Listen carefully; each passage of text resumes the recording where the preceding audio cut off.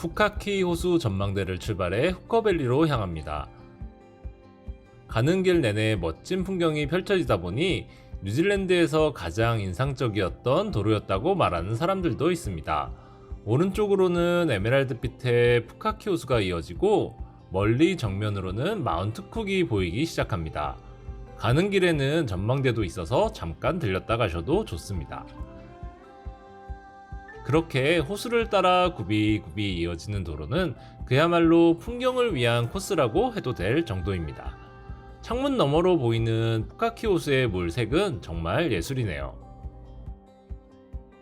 도로 옆으로는 루핀이 가득 피어 있기도 하고요. 푸카키 호수를 지나면 본격적으로 눈앞에 높은 산들이 펼쳐집니다. 이 도로에는 중간중간 원레인 로드가 등장하는데 원레인 로드는 뉴질랜드 여행에서 꼭 알아둬야 할 주요 교통상식 중 하나입니다. 자세한 건 오른쪽 위 카드에 뉴질랜드에서 운전하기를 참고하세요. 달리면 달릴수록 눈앞의 설산들이 조금씩 더 가까워지는데 커브를 틀 때마다 달라지는 풍경이 그야말로 예술입니다. 푸카키 호수에서부터 시작해서 설산으로 이어지는 풍경은 감탄할 수밖에 없을 정도니까요. 종종 원레인 로드가 아닌 서로 양보를 하도록 되어 있는 도로도 있는데 비슷하게 도착했을 때 맞은편 차가 하이빔을 켭니다. 자기가 양보할 테니 먼저 지나가라는 의미입니다. 물론 다른 상황에서 저도 하이빔을 켭으로써 상대에게 양보를 할 수도 있습니다. 여러 번 좁은 도로를 거쳐 달리다 보니 어느새 후커밸리 주차장에 도착했습니다. 인기가 엄청 많은 곳이니만큼 가능하면 일찍 와야 주차 공간을 확보하기 쉽습니다. 저희는 조금 늦게 도착했는데 마침 빠져나간 차량들이 있는 자리를 찾을 수 있었습니다. 후커밸리 트레일은 왕복 3시간 정도 소요되는 트레일로 경사가 크게 바뀌지 않기 때문에 누구나 쉽게 걸을 수 있는 트레일입니다. 조금 걷다 보니 지도가 나오네요. 왕복 3시간이고 난이도는 쉬움입니다. 트레일은 편도 약 5km, 왕복 10km 정도입니다. 반환점인 후커호수에 도착할 때까지 3개의 다리를 건너게 되어 있으며 경사 변화는 겨우 80m 정도입니다. 트레일을 따라 걷다 보면 사람들의 복장이 상당히 간편하다는 것을 눈치챌 수 있습니다. 그만큼 쉬운 트레일이라는 의미죠. 걷기 시작한 지 얼마 되지 않아 바로 첫 번째 다리가 보이는 작은 전망대에 도착합니다. 전망대에서 정면에 보이는 호수는 뮬러 호수로 빙하호수의 대표적인 색을 띠고 있습니다. 이 뮬러 호수가 흘러나가는 쪽에 첫 번째 다리가 내려다 보입니다. 그리고 멀리 설산에 있는 빙하의 모습도 볼 수 있습니다. 간단하게 사진을 찍고 이제 첫 번째 다리를 건너기 위해 이동합니다. 이 다리는 흔들다리로 한 번에 최대 20명까지 올라갈 수 있습니다. 고소공포증이 있으신 분들은 건너실 때 조금 무서울 수도 있겠네요. 앞으로 나올 2개의 다리 역시 이런 형태의 흔들다리입니다. 첫 번째 다리를 건넌 이후로부터는 눈앞에 설산이 이어지는 풍경이 계속됩니다. 여기서부터 정말 걷는 게 재미있다고 해도 될 정도로 풍경과 야생화가 다채롭습니다. 낮은 언덕을 지나는 트레일을 걷다 보면 어느새 두 번째 전망대가 나타납니다. 올라가 보니 뮬러호수를 다른 각도에서 볼 수 있었는데 첫 번째 전망대만큼 멋지지는 않네요. 다시 트레일로 돌아와서 걷다 보니 벌써 두 번째 다리입니다.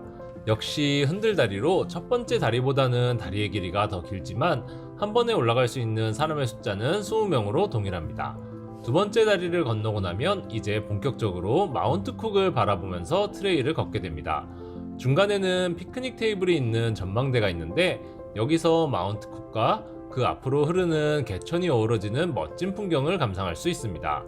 이 풍경은 트레일을 따라서 한동안 계속 이어지는데 각도에 따라서 또 다른 느낌이 나기 때문에 시야가 탁 트이는 지점이면 항상 사진을 찍는 사람들이 있습니다. 멀리 보이는 마운트 쿡 역시 날씨가 좋아서인지 아주 선명하게 보입니다. 눈앞에 보이는 마운트 쿡을 감상하면서 걷다 보면 보드워크가 등장하는데 이 지점에 오면 한 3분의 2 정도 왔다고 생각하시면 됩니다. 사실 눈앞의 풍경은 크게 변하지 않지만 워낙 웅장하다 보니 걷는 도중에도 지루할 새가 없습니다. 그렇게 조금 더 걸으면 드디어 세 번째 다리가 등장합니다. 세 번째 다리 아래로는 지금까지 봤던 개천의 물살이 아주 세차게 느껴집니다. 이 다리를 건너면 약 10분 정도 후에 후커 호수를 볼 수 있는 최종 목적지에 도착하게 됩니다. 호수가 내려다 보이는 포인트에는 피크닉 테이블이 있어 여기서 간단하게 간식을 먹는 사람들도 많습니다. 오는 내내 날씨가 참 좋았는데 도착하니까 해가 구름에 숨어버려서 조금 아쉬웠습니다.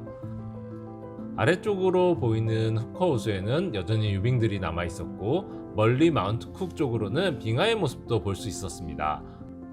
그 옆에 산에서는 빙하에서 녹아내린 물이 폭포를 형성하고 있기도 하네요. 여기서 옆으로 이어진 길을 따라 내려가면 후커 호수의 바로 앞까지 갈 수 있습니다. 날씨가 좋았다면 뛰어들 사람들도 많을 것 같은데 해가 사라지고 차가운 바람까지 거세지니까 들어갈 엄두를 내지 못하네요. 호수에 파도까지 치고 있었거든요. 그래도 가까이 다가가서 호수물을 만져봤더니 완전히 얼음물이었습니다. 엄청 차네요. 얼음도 있네, 얼음. 아니나 다를까 유빙에서 떨어져 내려온 작은 얼음 조각도 있었습니다. 그렇게 다시 전망대로 돌아와서 해가 혹시나 제대로 다시 들까 싶어서 한 30분 정도 기다려봤지만 날씨가 완전히 좋아질 기세가 없어서 다시 주차장으로 돌아왔습니다. 갈 때는 1시간 반 정도 걸렸었는데 돌아올 때는 아무래도 사진을 찍지 않아서인지 그것보다는 더 빠르게 돌아올 수 있었습니다. 후커밸리 트레일 앞에도 캠핑장이 있기는 했지만 별다른 시설이 없는 캠핑장이었기 때문에 푸카키 호수 앞에 있는 글렌테너 캠핑장에서 1박을 하는 것으로 결정했습니다.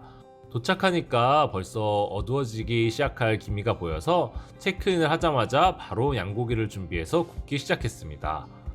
역시 뉴질랜드에서는 양고기죠? 꼭 먹어야 됩니다, 꼭. 이제 살살 녹았는데 녹아도 살살 녹을지 모르겠네요. 거의 이틀에 한 번꼴로 양고기를 굽는 것 같습니다.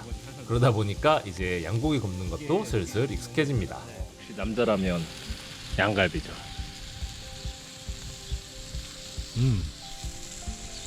잘 익었어요.